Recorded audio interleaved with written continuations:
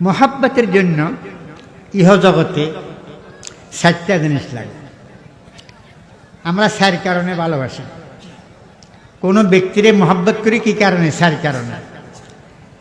1 নম্বরে হোসন জামাল, সুন্দর ব্যক্তিরে সবাই ভালোবাসে। সুন্দর বস্তু, সুন্দর ব্যক্তি, সুন্দর জিনিস দেখেন, হোসন জামাল যার ভিতরে আছে এরে ব্যাগে ভালোবাসে। 2 নম্বরে ফজল কামাল, গুণবান ব্যক্তিকে। যে ব্যক্তি গুণওয়ালা, সুন্দর নয় কিন্তু তার মধ্যে গুণ আছে, সে একেবারে বহুত বড় শিক্ষিত, বহুত বড় বিজ্ঞানী এবং বহুত বড় তার ভিতরে অথবা ধর্মের দিক দিয়া হাফেজ কোরআন, আলিম কোরআন, বিভিন্ন দিক দিয়ে তার গুণাগুণ আছে। তো আমরা ভালোবাসি কেন? 1 নম্বরে হোসন জামাল, রূপে মুগ্ধ হই। 2 নম্বরে ফজল কামাল, গুণে মুগ্ধ হই। 3 নম্বরে আতাও নামাল, দানে মুগ্ধ হই। যে ব্যক্তি আর খুব দান দক্ষিণা করে, লাখ লাখ টাকা দিয়ে, হাজার হাজার টাকা দিয়ে, তার মহব্বত অন্তরে আই যায়। হ্যাঁ, তো আমরা বেশি বেশি মুগ্ধ হই হোসন জামালে, অর্থাৎ রূপে মুগ্ধ হই। 2 নম্বরে ফজল কামালে, গুণে মুগ্ধ হই। 3 নম্বরে কিসে মুগ্ধ হই? এখন বললাম না, ফজল কামাল, হোসন জামাল, আতাও নামাল, দান দক্ষিণা করে আমার টাকা টাকা লাখ লাখ টাকা দিয়ে তুই এরা মহব্বত করো। কটা গেছে? 3টা গেছে। 4 নম্বরে কেরাবত ইত্তেসাল, অর্থাৎ যে আমার আত্মীয়তা যার লগে আছে, আমার ছেলে, আমার পিতা, আমার আব্বা, আমার আম্মা, তাদের লগে আল্লাহর কি আছে? আত্মীয়তা আছে, নসবের সম্পর্ক আছে, খানদানের সম্পর্ক আছে। এই কারণে মহব্বত করি। কোনো ছেলে তার আব্বারে মহব্বত না করি পারে না, কোনো পিতা তার ছেলেরে মহব্বত করে না করি পারে না। ছেলে এটা যদিও কালক দোষ, কিন্তু তার তার অঙ্গের থেকে বাইরে তার, এই জন্য ছেলেরে পিতা মহব্বত করে, পিতারে ছেলে মহব্বত করে। এই মহব্বত করার ভালোবাসার চতুর্থ কারণ কি? আত্মীয়তা। কেমন আত্মীয়তা? আপনজন, যে আমার জন্মদাতা, যে আমার এই ব্যক্তিরে পিতা মাতা, এগুলো আমরা কি করি? ভালোবাসি।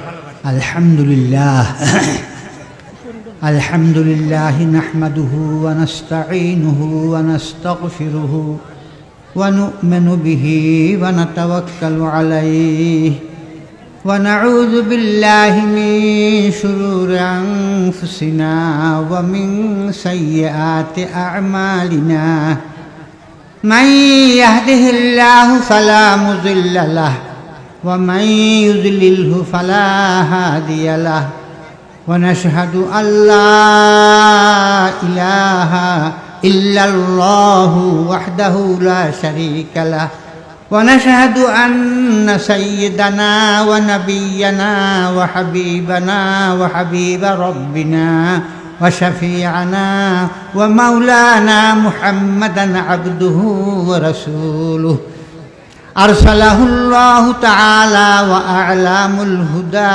دارسه ومناهج الدين طامسة فصدع بالحق ونطق بالصدق ونصح للخلق وهدى إلى الرشد وأمر بالقصد صلى الله تعالى عليه وعلى آله وأصحابه وأزواجه وبارك وسلم تسليما كثيرا كثيرا أما بعد فأعوذ بالله من الشيطان الرجيم بسم الله الرحمن الرحيم محمد رسول الله والذين معه أشداء على الكفار رحماء بينهم تراهم ركعا سجدا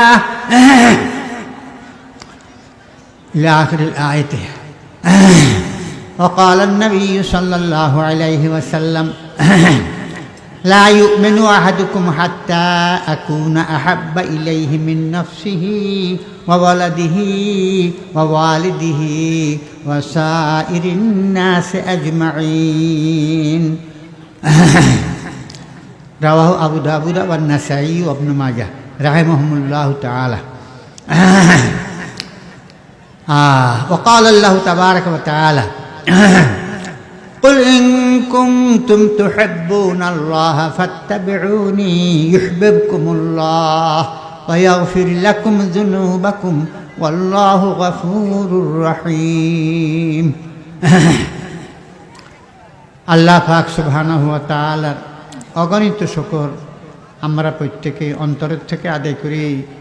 রব্বুল আলামিন আকামুল হাকিমিন আমাদেরকে তৌফিক দিয়েছেন আজকে এই দারুল উলুম আল হোসানিয়া উলামাদের মাদ্রাসার বার্ষিক মাহফিল, দুদিনের মাহফিলের প্রথম দিনে বিভিন্ন জায়গা থেকে একত্র হইয়া হযরত উলামায়ে কেরামের মুবারক জবান দি আল্লাহ জাল্লা শানুহুর জিকিরের কথা, আল্লাহ জাল্লা শানুহুর খালকের কথা, আমাদের নিজস্ব পয়দাইশের কথা, বিভিন্ন জরুরি কথাবার্তা আমরা আলহামদুলিল্লাহ এই জোহরের পর থেকে এই পর্যন্ত শুনে আসছি।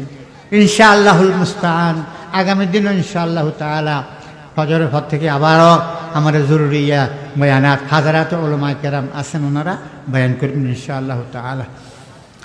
এখন আমি অসুস্থ নগণ্য মানুষ, কালামুল্লাহ শরীফ থেকে আয়াতে করিমা তেলাওয়াত করছি, ওখান থেকে আরেকটা হাদিস শরীফ করছি।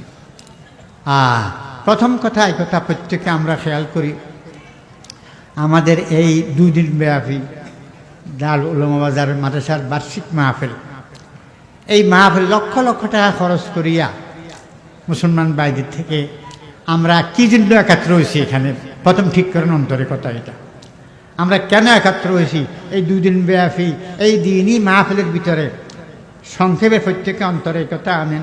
আমরা একসাথে হয়েছি হযরত উলামায়ে কেরামের কালামুল্লাহ শরীফ হাদিস শরীফের বয়ানাত শুনিয়া মাওলায়ে করিমকে রাজি করার জন্য। আমরা কি জন্য একাত্র হয়েছি? আমার সৃষ্টিকর্তা খালেক মালিক আল্লাহ তাআলা শানুকে রাজি করার জন্য। কিভাবে? হযরত উলামায়ে কেরামের বয়ানাত শুনিয়া এগুলি অন্তরে বিশ্বাস করিয়া আমল করিলে মাওলায়ে পাক আমাদের উপরে কি হবে? রাজি হবে। তো আমাদের এই ইজতেমা, এই মাহফিল কি জন্য? এক কথায় রেজায়ে মাওলার জন্য, মাওলায়ে পাককে রাজি করার উদ্দেশ্যে। আর কোনো গরজ আমাদের আছে নাকি? আর কোনো উদ্দেশ্য নাই, নফসের কোনো উদ্দেশ্য নাই। আমরা আসছি মাওলায়ে করিমকে রাজি করার জন্য, দ্বীনি সমস্ত কর্ম। তো আল্লাহ তাআলা শানুহু জাল্লা জালালহু আম্মা নাওয়ালহু কিভাবে রাজি হবেন? মাওলায়ে পাককে রাজি করতে হলে আল্লাহর মহব্বত পয়দা করতে হলে আল্লাহ আল্লাহর নবীরে বলতে আছেন, কুল আপনি বলিয়া দেন, ইন কুনতুম তুহিব্বুনাল্লাহ ফাত্তাবিউনি ইউহিব্বুকুমুল্লাহ। আল্লাহর নবীরে আল্লাহ বলতেছেন আপনি বলিয়া দেন, হ্যাঁ হে আমার উম্মতরা, হে আল্লাহর বান্দারা, যদি তোমরা আল্লাহ তাআলা শানুকে মহব্বত করো তো কি করো? ফাত্তাবিউনি, আমারই অনুসরণ করো, অনুকরণ করো। কার? আকায় নামদার সরকারে দু আলম জানাবে আহমদ মুস্তাফা মুহাম্মদ মুস্তাফা বলেন সাল্লাল্লাহু আলাইহি ওয়াসাল্লাম। হুজুরের অনুকরণ অনুসরণ করলে এই জিন্দগিতে, যে জিন্দগিতে আমরা বর্তমানে আছি, এই জিন্দগি একেবারেই অল্পক্ষণের জন্য, ক্ষণস্থায়ী। আমাদের বাড়ি কোথায়? জান্নাতে। খেয়াল রাখতে গো, প্রত্যেকের বাড়ি, ইমানদারের বাড়ি জান্নাতে। কাফের মুশরিকের বাড়ি কোথায়?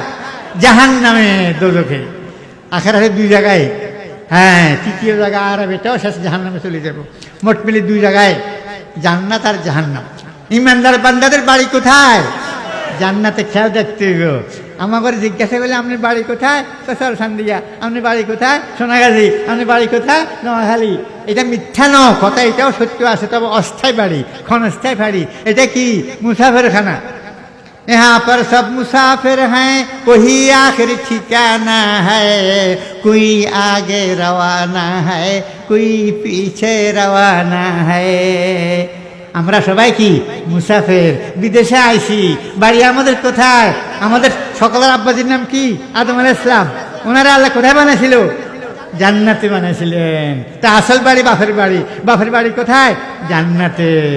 পরবর্তীকালে বাপের কথা অমান্য করিয়া যারা কাফের মুশরিক হয়ে গেছে তাদের বাড়ি জাহান্নামের ভিতরে হবে। তা আমাদের বাড়ি কোথায়? জান্নাতে। এটা খেয়াল দেখতে হবে। এখন মুসাফির খানাতে আসি। মুসাফির খানা আমাদের বাংলাদেশি ভাইরা, অনেক লোকেরা লন্ডন যায়, আমেরিকা যায়, সৌদি আরব যায়, কি জন্য? কামাইবার জন্য যায়। ডলার কামাইব, রিয়াল কামাইব, পাউন্ড কামাইব। কামাই আনি, দেশে আনি, বাড়িতে আনি, বিল্ডিং করি, বাড়িঘর করি, নিজের স্ত্রীকে, পিতাকে, মাতাকে সবাইরে খাওয়াইব, নিজে খাইব। কতক্ষণ? অল্প সময়ের জন্য। সামান্য সময়ের জন্য।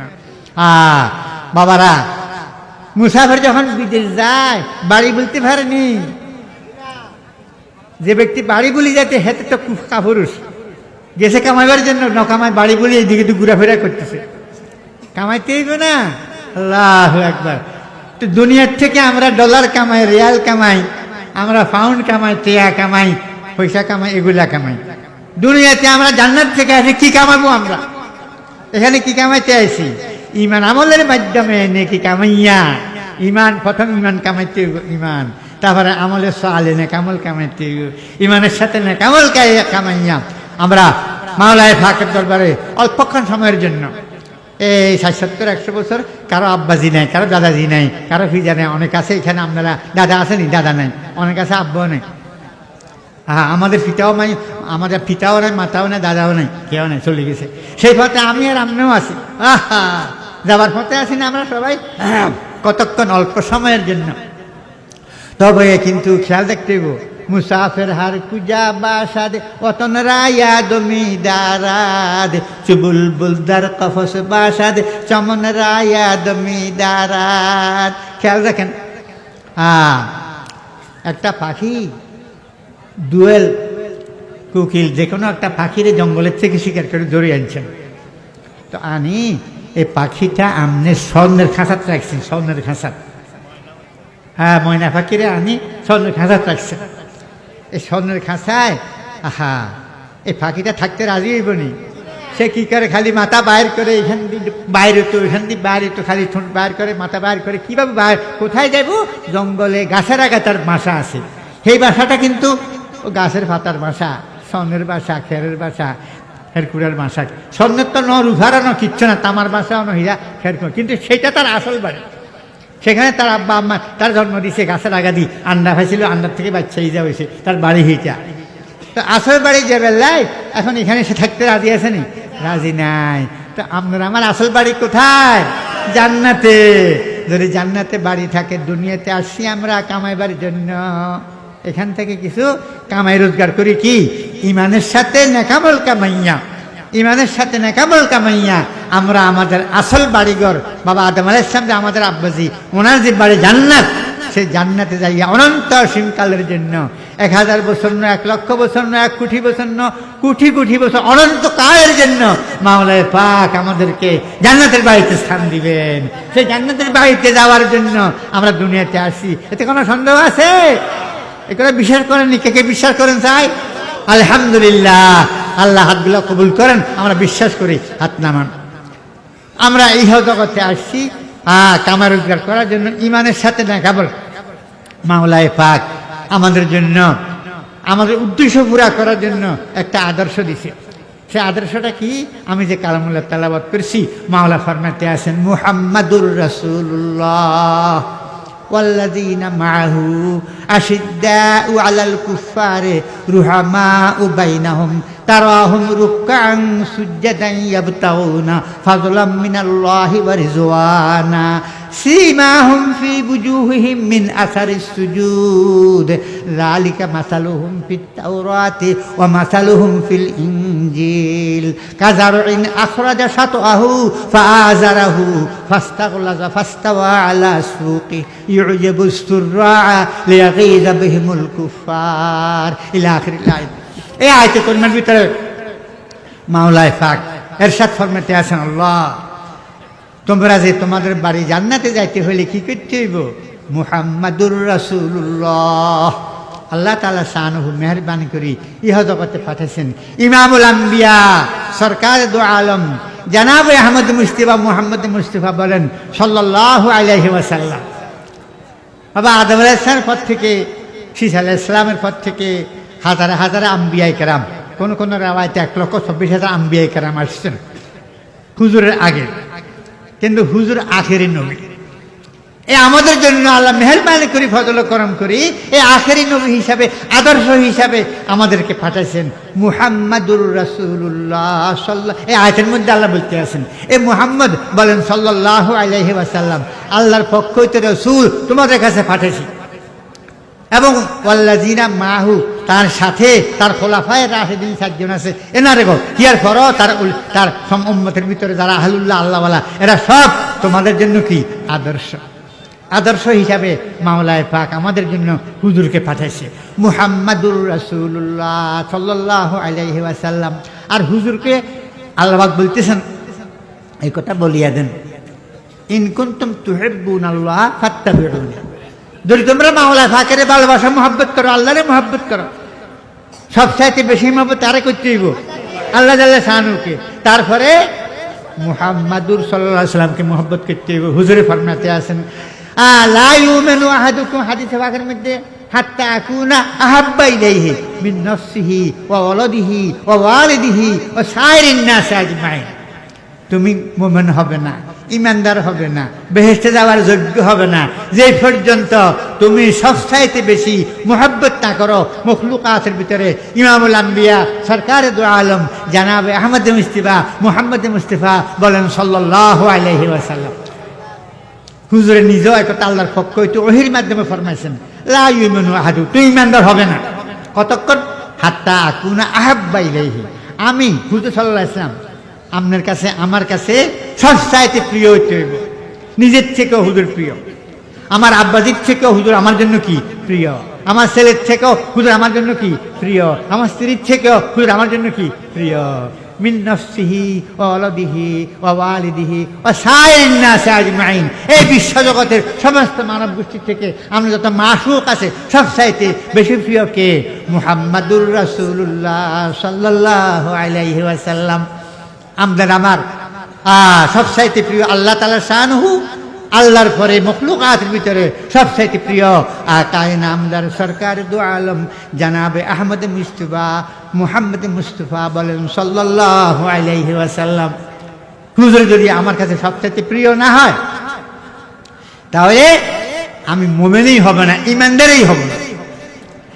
এখন একটা কথা বুঝতে হইব, হুজুরেরা আমাদের কাছে সবচাইতে প্রিয়, প্রত্যেক ইমানদারের কাছে প্রিয় প্রিয় হইতে হইব কেন? মোহাব্বতের জন্য ইহ জগতে 7টা জিনিস লাগে। আমরা 4 কারণে ভালোবাসি। কোনো ব্যক্তিরে মহব্বত করি কি কারণে? 4 কারণে। 1 নম্বরে হোসন জামাল, সুন্দর ব্যক্তিরে সবাই ভালোবাসে, সুন্দর বস্তু, সুন্দর ব্যক্তি, সুন্দর জিনিস দেখেন, হোসন জামাল যার ভিতরে আছে এর ব্যাগে ভালোবাসে। 2 নম্বরে ফজল ও কামাল, গুণবান ব্যক্তিকে, যে ব্যক্তি গুণওয়ালা, সুন্দর নয় কিন্তু তার মধ্যে গুণ আছে, সে একেবারে বহুত বড় শিক্ষিত, বহুত বড় বিজ্ঞানী এবং বহুত বড় তার ভিতরে অথবা ধর্ম দিক দিয়া হাফেজ কোরআন, আলিম কোরআন, বিভিন্ন দিক দিয়ে তার গুণাগুণ আছে। তো আমরা ভালোবাসি কেন? 1 নম্বরে হোসন জামাল, রূপে মুগ্ধ হই। 2 নম্বরে ফজল কামাল, গুণে মুগ্ধ হই। 3 নম্বরে আতাও নামাল, দানে মুগ্ধ হই। যে ব্যক্তি আর খুব দান দক্ষিণা করে, লাখ লাখ টাকা দিয়ে, হাজার হাজার টাকা দিয়ে, তার মহব্বত অন্তরে আই যায়। হ্যাঁ, তো আমরা বেশি বেশি মুগ্ধ হই হোসন জামালে, অর্থাৎ রূপে মুগ্ধ হই। 2 নম্বরে ফজল কামালে, গুণে মুগ্ধ হই। 3 নম্বরে কিসে মুগ্ধ হই? এখন বললাম না, ফজল কামাল, হোসন জামাল, আতাও নামাল, দান দক্ষিণা করে আমার টাকা টাকা লাখ লাখ টাকা দিয়ে তুই মহব্বত করো। কটা গেছে? 3টা গেছে। 4 নম্বরে কেরাবত ইত্তেসাল, অর্থাৎ যে আমার আত্মীয়তা যার লগে আছে, আমার ছেলে, আমার পিতা, আমার আব্বা, আমার আম্মা, তাদের লগে আল্লাহর কি আছে? আত্মীয়তা আছে, নসবের সম্পর্ক আছে, খানদানের সম্পর্ক আছে, এই কারণে মহব্বত করি। কোনো ছেলে তার আব্বারে মহব্বত না করে পারে না, কোনো পিতা তার ছেলেরে মহব্বত করে না করে পারে না। ছেলে এটা যদিও কালো দোষ, কিন্তু তার তার অঙ্গের থেকে বাইরে, তার এই জন্য ছেলেরে পিতা মহব্বত করে, পিতারে ছেলে মহব্বত করে। এই মহব্বত করার ভালোবাসার চতুর্থ কারণ কি? আত্মীয়তা। কেমন আত্মীয়তা? আপনজন, যে আমার জন্মদাতা, যে আমার এই ব্যক্তিরে পিতা মাতা, এগুলো আমরা কি করি? ভালোবাসি। তো এখন সবচাইতে বেশি মহব্বত আমরা কাকে করি? আমরা রূপে মুগ্ধ হই, আমরা গুণে মুগ্ধ হই, আমরা দানে মুগ্ধ হই, আমরা আত্মীয়তায় মুগ্ধ হই। যে আমার ঘনিষ্ঠ আত্মীয়, আমার পিতা আর মাতা, তাকেও আমি ভালোবাসি, তাকে মহব্বত করি। আব্বা আম্মাই ছেলেরে ফেলাইতে পারে না, খালা হোক ছেলে হোক লোংরা লেঙ্গা হলেও ইয়ারে ভালোবাসে, এটার ব্যবস্থা করে, খাওয়া দাওয়ার ব্যবস্থা করে, সব কিছুর ব্যবস্থা করে। তাহলে ভালোবাসার কারণ কটা ভাইলাম? 4টা ভাইছি। এখন আসি চিন্তা করেন, আল্লাহর প্রিয় নবী যে ফরমাতে আছেন, তোমরা ইমানদার হবে না, জান্নাতি হবে না যে পর্যন্ত আমাকে সবচাইতে বেশি ভালো না বাসো। লা ইউমিনু আহাদুকুম হাত্তা আকুনা আহাব্বা ইলাইহি মিন নাফসিহি ওয়া ওয়ালাদিহি ওয়া ওয়ালিদিহি ওয়া সাইরুন নাসি আজমাইন। এই একেবারে নিজের থেকে, ছেলেদের থেকে, মেয়ের থেকে, স্ত্রীর থেকে, সমস্ত মাহবুব থেকে বেশি প্রিয় কে? মুহাম্মদ রাসূলুল্লাহ সাল্লাল্লাহু আলাইহি ওয়াসাল্লাম আমার নজদিক সবচাইতে বেশি প্রিয়। এই কথা প্রত্যেক ইমানদারের অন্তরের ভিতরে আসতে হবে।